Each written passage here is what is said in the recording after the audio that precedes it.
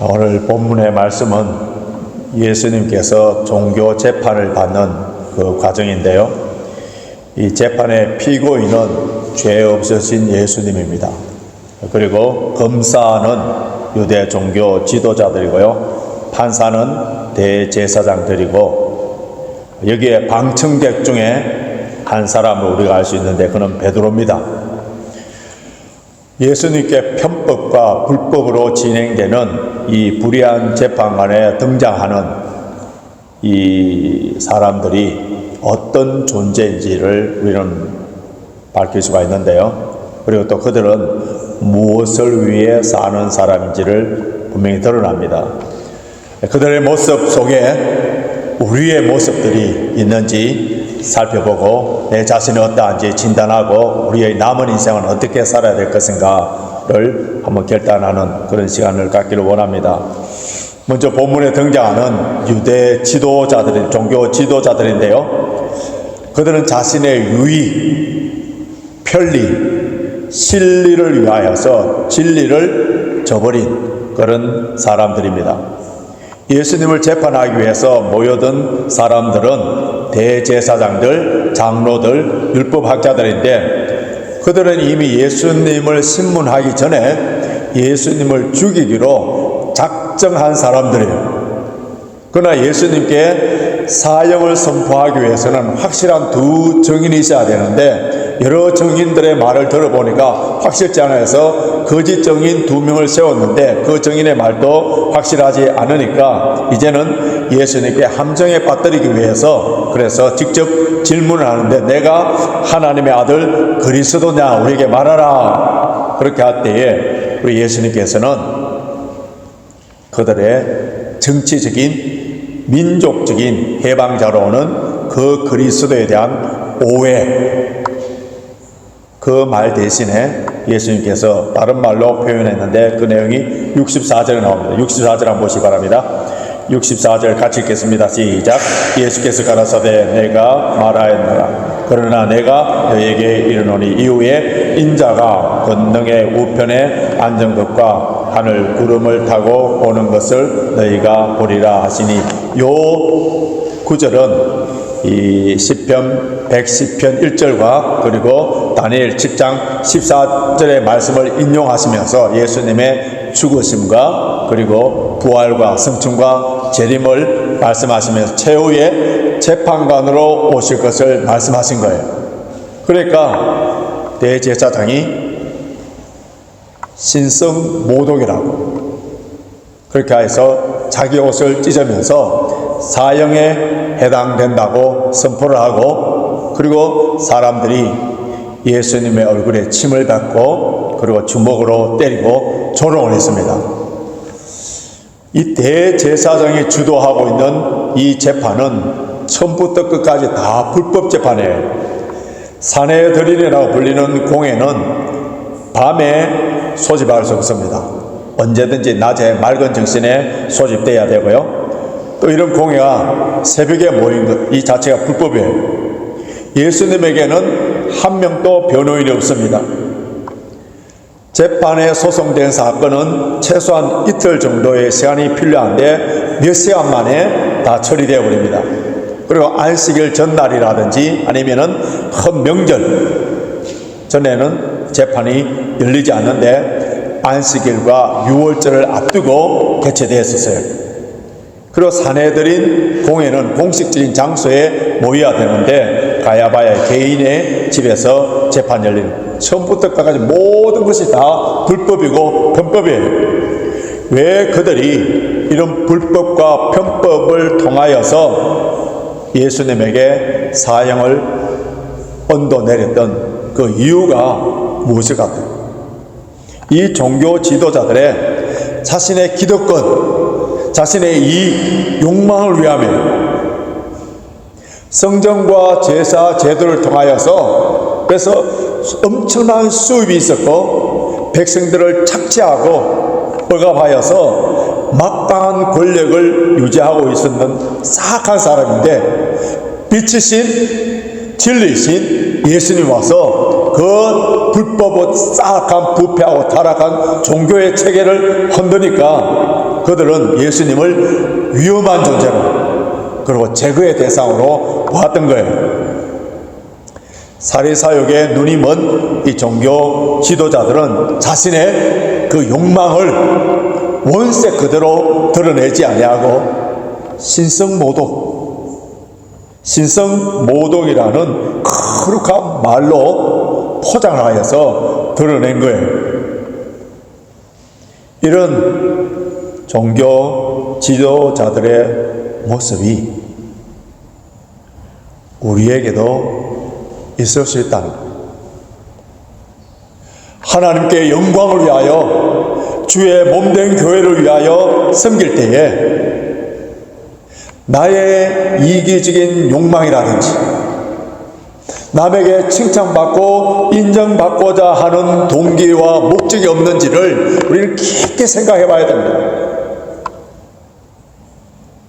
세상과 나는 간 곳 없고 구속한 주만 보이도다.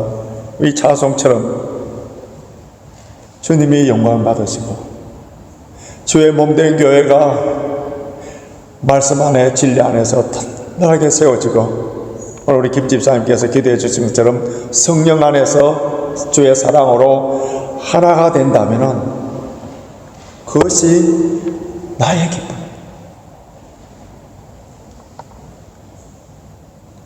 이것 때문에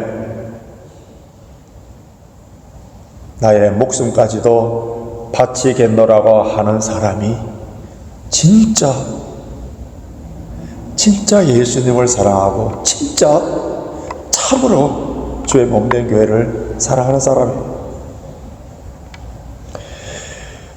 둘째로 진리와 편리의 그 사이에서 갈팡질팡하는 베드로의 모습을 볼 수 있는데요. 재판의 현장에 구경꾼으로 등장하는 이 베드로의 모습을 한번 보시겠습니다. 자, 58절 한번 보십시오.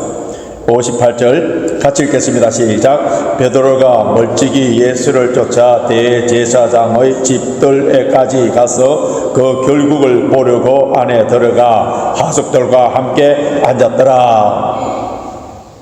베드로는 진리신 예수님과 자기의 안전이라는 그 편리 사이에서 분명한 선택을 하지 못하는 거예요. 자, 진리를 택하자니까 위험한 거예요. 편리를 택하자니까 진리를 저버리는 것 같아서 괴로운 거예요. 자, 이러한 어중중한 마음이 행동으로 드러났는데 예수님이 체포될 때에 제자들이 다 도망가듯이 베드로도 함께 도망가 버렸습니다. 근데 도망가면서 마음이 편치 않는 거예요. 내면에 양심의 소리가 솟구쳐 올랐습니다. 그래서 체포대에 끌려가는 예수님 멀찍이 뒤로 따라왔습니다. 결국은 대제사장의 집 마당까지 따라온 거예요. 하인들과 함께 불을 쬐고 있습니다. 그는 자기의 안전을 포기할 만큼 예수님을 사랑할 용기는 없었습니다. 그렇다고 예수님 진리를 완전히 내팽개치 버릴 정도의 뻔뻔한 편리를 챙기는 그런 모습도 아니에요. 진리와 편리 사이에 엉거주춤하다가 그만 추위에 호들호들 떠는 아주 초라한 모습으로 전락되어 버리는 그런 모습을 볼 수가 있습니다. 우리를 슬프게 하는 것은 이런 베드로의 모습이 바로 우리의 모습이라는 거예요. 우리도 이 세상에 살 때에 종종 진리와 신리의 그 갈림길에 설 때가 얼마나 많습니까? 우리는 영원이라는 그 관점에서 진리를 따라가야 된다는, 복음을 따라가야 된다는, 예수님을 따라가야 된다는, 주님의 십자가 길을 따라가야 된다는 것은 분명한 답을 다 알고 있어요. 그러나 현실에 볼 때에 진리를 위해 살면은 당장 나에게 위험과 손해가 따르기 때문에 엉거주춤하는 거예요. 하나님의 말씀을 보고 주일날 우리가 함께 모여서 예배를 드릴 때에 진리를 따라 살겠노라고 다짐을 합니다만, 그러나 세상은 어떻게 합니까? 적당하게 살아라는 거예요. 거짓말 할 거는 거짓말 하면서 이익과 편리를 챙기라고 속삭이는 거예요. 이것이 세상을 사는 노하우요 지혜라고 말합니다. 진리와 세상의 중간지대, 회색지대에서 왔다 갔다 하는 모습이 우리의 모습이지 않습니까? 그런데 더 큰 문제는요, 오늘날 한국 교회 안에는 베드로와 같은 이런 어정쩡한 그리스도인들이 너무 많은 거예요. 한국 강단에서 선포되는 말씀은 엘리야처럼 너희가 어느 때까지 머뭇머뭇 하겠느냐, 하나님 편에 서라고 외치면서 어정쩡한 그 삶을 청산하고 회개하라고 선포하는 것이 아니라 오히려 그저 값싼 은혜, 값싼 위로, 이런 것을 제공하는 그런 장이 되어버린 거예요. 성도들이 혹시나 상처를 받을까봐, 혹시나 이런 설교 때문에 시험에 들까봐, 연말이 되어서 다른 교회로 옮겨갈까봐, 그래서 듣기 좋은 꽃노래들만 하는 거예요. 여러분, 죄에 빠진 사람들이 죄에 대해서 책망을 받지 아니하고 회개하지 아니하고 그 죄를 품고 있는 상태에는 절대로 평강과 복을 받지 못하는 거예요. 그래서 여러분, 좋은 설교는 끊임없이 주일마다 복음이 선포되고 우리 죄에 대해서 지적하고 회개하라고 선포하는 그런 설교가 좋은 설교고요, 그런 설교를 들어야만이 우리 영혼이 살게 되는 것이지, 값싼 은혜, 값싼 위로는요, 교회가 아니더라도 절에 가도 다른 마음 수련에 가도 실컷 들을 수 있는 그런 메시지지 않습니까? 진리편에 서게 되면은 우리가 복음에 충실하는 삶을 살면 십자가를 지게 되고 고난이 올 수 있습니다. 핍박이 올 수 있어요. 히브리서 11장을 보면은 우리의 믿음이 좋은 사람, 믿음의 거장들에 대한 그 내용들이 쭉 나오다가 11장 36절에 보면, 이하에 보면요, 아주 믿음이 좋기 때문에 진리 따라 사는 것 때문에 그들에게 주어진 보상 무엇인지 나옵니다. 여러분, 히브리서 11장 36절 이하에 그들에게 주어진 보상이 뭡니까? 만사 형통이었어요? 아니에요. 희롱과 채찍과 결박과 감옥의 갇힘과 돌에 맞아 죽고 톱에 켜서 죽고 칼에 죽고 양과 염소의 가적을 덮어쓰고 유리방아하고 나그네로 살고 군핍과 환난과 학대를 받았다고 그렇게 기록되어 있습니다. 분명한 것은 이런 사람들은 세상이 감당치 못한다 했습니다. 더 좋은 것을 예비한 것을 믿고 인내하며 하늘에 소망을 두고 살았던 사람들이에요. 우리가 진리의 편에 서고 주님의 십자가를 지고 이 세상에 사는 동안에 이 세상에서 땅 위에서 어떤 보상이나 축복을 받기 위해서 그 길을 걸어가는 것이 아니라, 왜 우리가 진리편에 복음편에 십자가의 길을 걸어가야 되느냐 하면 그 유일한 이유는 우리의 구주시고 주님이신 예수님께서 그 길을 가셨기 때문에 우리도 그 길을 걷는 거예요. 그래서 크리스찬, 이 말은 Christ plus like, 그리스도 같이 주님과 같이 주님을 닮은 자, 그것이 크리스찬이에요. 이것이 바로 제자의 삶이고 성도의 삶이에요. 우리가 믿음 생활하고 진리를 따라 살고 십자가를 지고 나아갈 때 이 세상에서 다 보상받지 못한 하늘 창고에 사여지는데요, 천국에 소망을 두고 사는 사람들에게 큰 위로의 말씀이 있어요. 오늘 본문 64절 다시 보십시오. 예수께서 가라사대 내가 말하였노라. 그러나 내가 너희에게 이르노니 이후에 인자가 권능의 우편에 앉을 것과 이후에 여러분, 이 말이 우리에게 얼마나 큰 위로가 됩니까?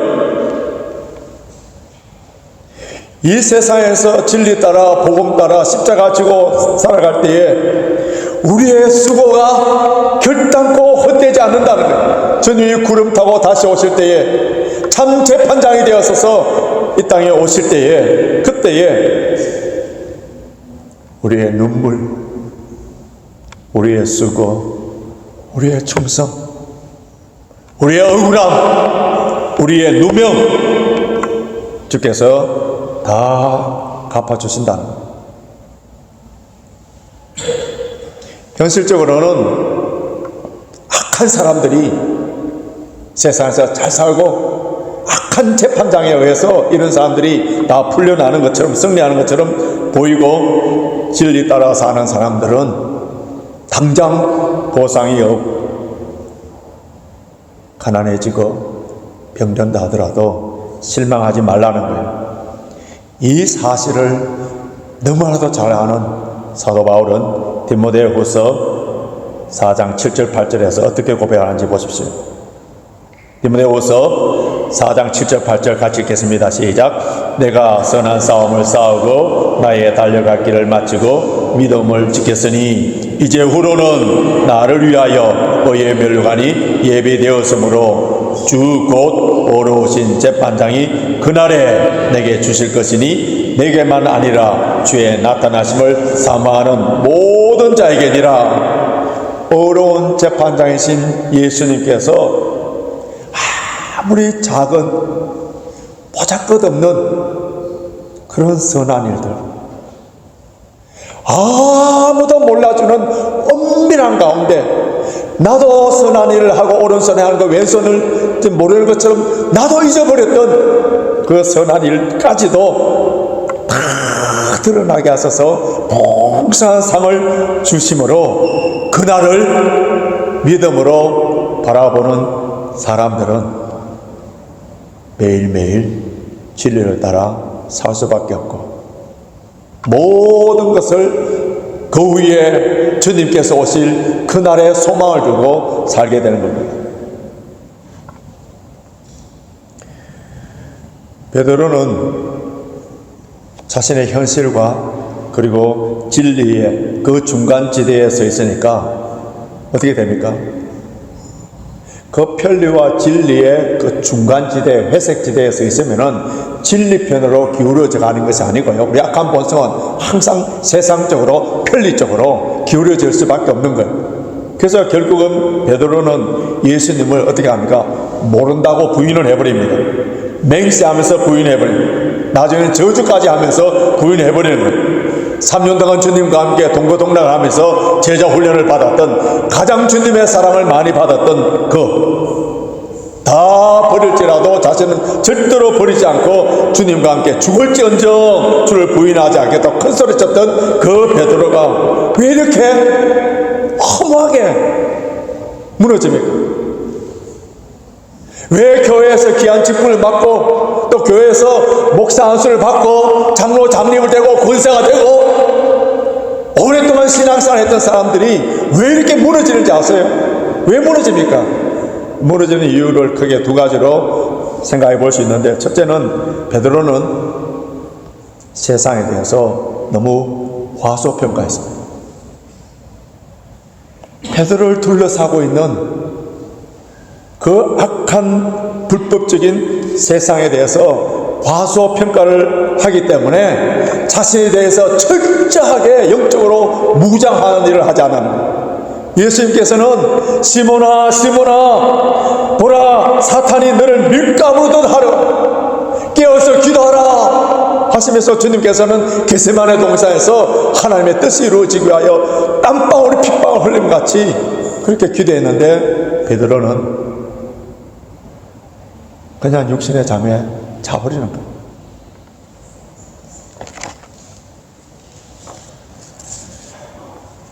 우리도 베드로처럼 맥없이 무너지지 않으려고 하면은 여러분 세상을 절대로 가소평가해서는 안 됩니다. 우리를 약하게 만들고 무릎을 꿇게 만들고 무너지도록 만든 것이 무엇입니까? 만몬, 돈의 힘이에요. 만몬은 우리에게 풍요와 그리고 편안함을 약속하는 대신에 신앙생활을 대충 하도록 만듭니다. 세상과 타협할 것을 요구해요. 그래서 우리 주님께서는 하나님과 재물을 겸하여 섬길 수 없다 했고, 사도 바울은 탐심은 우상숭배랄까요? 돈을 사랑함이 일만 악의 뿌리가 되나니 이것을 탐하는 자들은 미혹을 받아 믿음에서 떠나 많은 근심으로 자기를 찔렀도다. 돈 때문에 믿음에 떠나버린 사람들이 많다는 거예요. 그래서 탐심이 우상숭배라는 거예요. 이런 돈 앞에 무너지지 않기 위해서는 모든 세상 사람들이 다 돈 앞에 절하고 무너지는데, 우리는 이런 돈 앞에 무너지지 않기 위해서는 돈이 나의 신이요 돈이 나의 목자요 하는 것을 말하지 않고 믿음으로 살기 위해서는 우리는 심플 라이프 스타일로 바꿔야 되고요. 자정하는 비결을 배워야 되고요. 범사에 감사하고 끊임없이 주는 자의 삶을 살아요. 그러기 위해서는 어떻게 해야 됩니까? 우리 힘으로 됩니까? 우리의 의지와 결단으로 됩니까?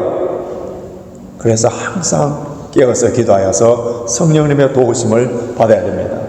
둘째로 베드로는 자기 자신에 대해서 과대 평가를 했습니다. 예수님께서 제자들에게 너희들이 다 나를 버리고 도망갈 것이다 말씀하니까 베드로는 뭐랍니까? 모두가 버릴지라 나는 그렇지 않을 것입니다. 내가 주와 함께 죽을지언정 주를 부인하지 않겠습니다. 호언장담했어요. 여러분, 여기에 베드로의 실패의 원인이 있습니다. 자신은 결단하면은, 헌신하면은, 마음만 먹으면은 다 되는 줄 알았어요. 그러나 그것도 별 수 없는 인간이에요. 얼마나 자신이 연약한 존재인가를 알지 못했습니다. 물론 베드로는 다른 제자에 비해서 용기 있는 제자예요. 다른 제자는 다 도망갔지만 베드로만이 그 가야바 대제사장 집들 안에까지 왔는 그 용기가 있었습니다. 그러나 그 앞에서 여종 앞에 예수를 모른다고 다음에는 맹세까지 하고 세 번째는 맹세하고 저주까지 하면서 예수님을 부인해버립니다. 우리가 자주 빠지는 함정 중에 그 함정은요, 우리가 약해서 실패했다는 그 착각입니다. 여러분, 그렇지 않아요. 정말 자기가 약한 자라는 것을 알게 되면은 그 아는 사람이 오히려 강한 자예요. 왜냐하면은 그 약한 것 때문에 주님 앞에 갖고 나와서 기도하고 주님의 도움을 받아서 약할 그때에 꼭 강하게 되는 거예요. 우리는 겉으로는 자신이 부족하다고 입버릇처럼 말합니다. 그러나 자신이 약하다고 말하면서 생각하면서 기도하지 않을 때 자신에게 속고 있는 거예요. 여러분, 기도하지 않는 거는 게을러서 내가 기도하지 않는다 이렇게 착각하는데 게으른 게 아닙니다. 다른 것에 대해서는 굉장히 부지런하면서도 기도하지 않는 것은 교만해요. 여러분, 교만하면 기도하지 않습니다.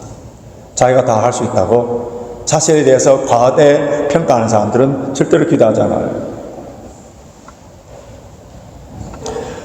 어느 지혜로운 유대 랍비가 제자들에게 너희들이 길을 가다가 아무도 보이지 않는 데서 지갑을 주셨는데 그 지갑 안에 돈이 가득 들어있다면 너희들 어떻게 하겠느냐 그렇게 물었어요.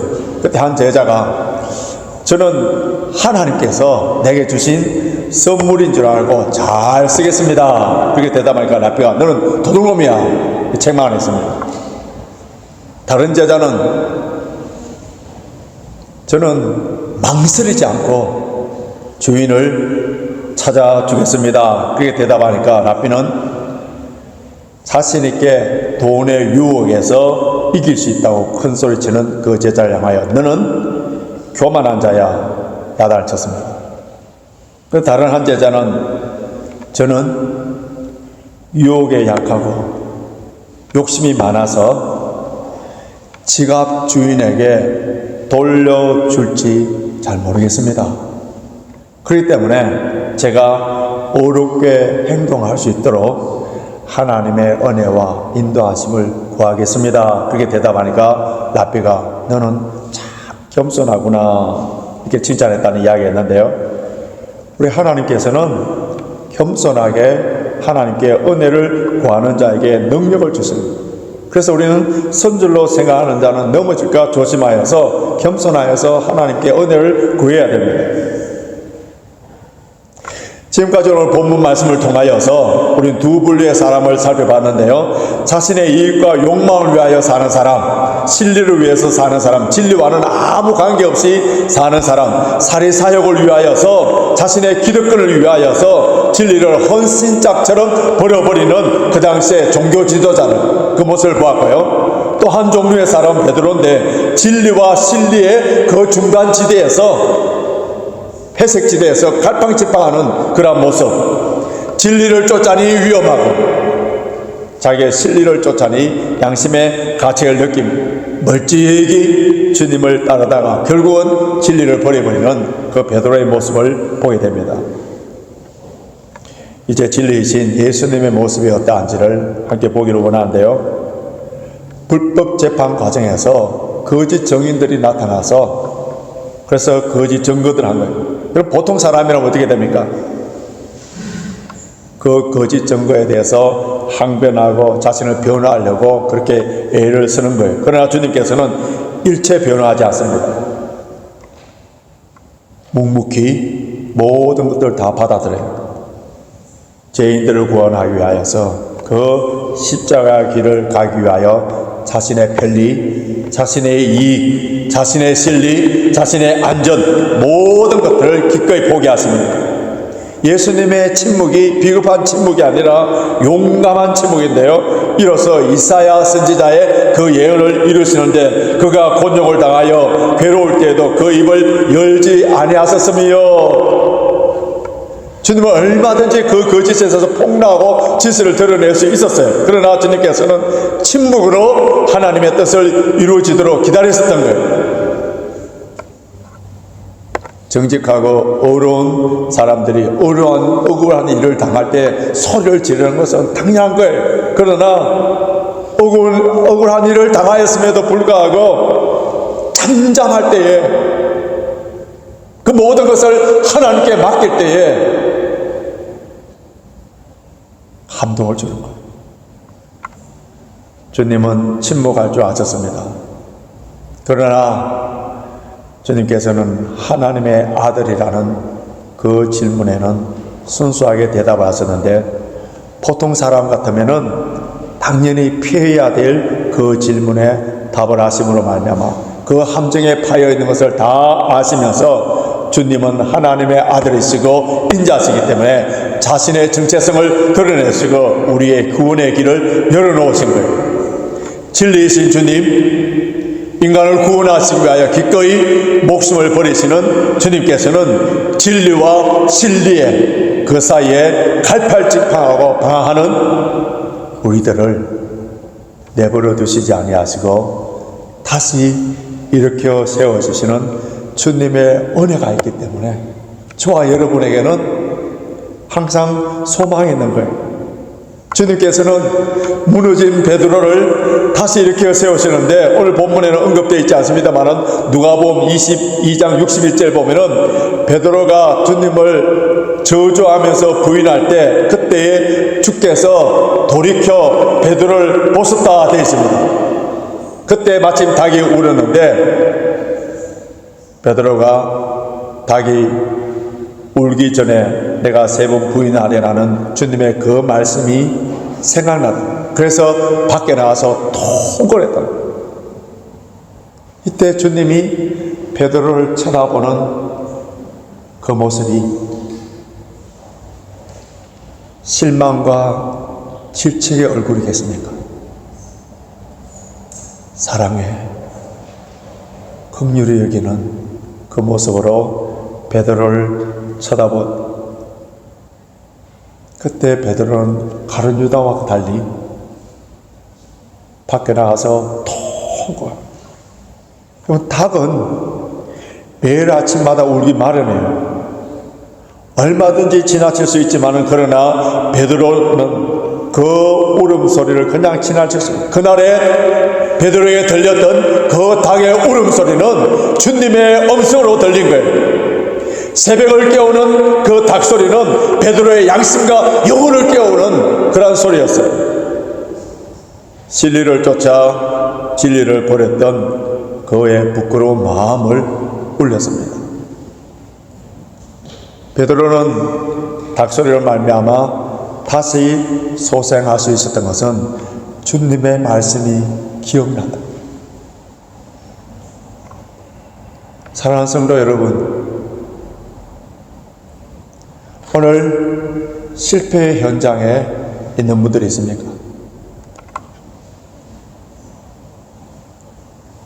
주님의 말씀이 생각나서 주님께로 돌아옵니다.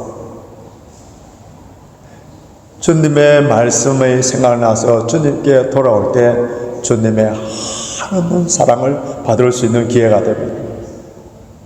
우리가 무너진 자리에서 다시 일어설 수 있는 길은 주의 말씀으로 돌아갑니다. 이제 말씀을 정리해 보겠습니다. 유대교 종교 지도자들처럼 진리를 저버린 사람이 있습니까? 혹시 베드로처럼 진리와 진리 사이에 머물머물거리 어중중한 그런 사람 살아오신 분이 있는, 그러다가 베드로처럼 주님을 부인해버리는 그런 자리에 가버린 사람이 있습니까? 이런 우리에게 오늘도 찾아오셔서 자비로운 얼굴로 우리를 일으켜 세우시는 주님을 바라보십시오. 주님의 말씀을 기억합시다. 편리와 진리를 쫓아 진리를 버린 것에 대하여서 심히 통과하고 회개하는 자들에게 주님께서는 밝은 새벽을 주십니다. 참 성도는, 참 예배자는 이 시대에 참 교회와 참 예배자와 참 성도를 찾기 어려운 이 시대에 누가 참 성도가 참 예배자예요? 자신의 편리와 이익을, 진리를 추구하는 자가 아니라 진리를 위해서 살고 복음을 위해서 죽는 사람이에요. 이 세상의 현실의 안일과 편리와 욕망을 위한 삶이 아니라 오늘 하루를 살아도 영원한 진리를 추구하며 영원한 천국의 상을 받을 수 있는 가치 있는 의미 있는 삶을 살아내는 저와 여러분이 되시길 주님의 이름으로 축원합니다.